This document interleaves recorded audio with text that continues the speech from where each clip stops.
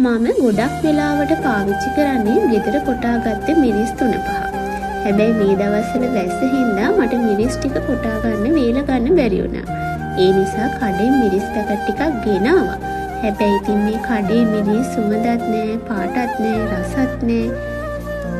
මට අද චිකන් හදන්න හිතුනේ ටිකක් දවල් වෙලා. ඒ විදි චිකන් ටික අයිස් කුට්ටිය වගේ. ඒක නිසා මම මුලින්ම ලුණුයි ගොරකයි ටිකක් දාලා චිකන් ටික විනාඩි 10ක් විතර ලිපේ තියාගත්තා. එතකොට වතුර ගොඩක් ආවා. මේ වතුර ටික විසි කරන්නේ නැහැ. මම මේක අවසානට චිකන් එකට එකතු කරන්න තියාගත්තා. ඊට පස්සේ ඉතින් ලුණු, සුදු ලුණු, සේර, රම්පේ, කරමිංච හැමදේම තෙලට දාලා 3-5 මිනිස්සුත් තෙලට දාලා චිකන් කෑලි ටිකත් එකතු කරගත්තා.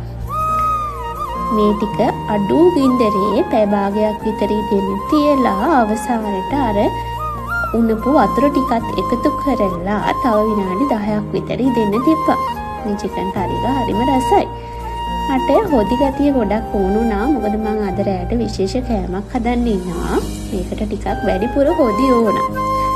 ඉතින් බලන්නකෝ මගේ චිකන් එක රසයිද කියලා.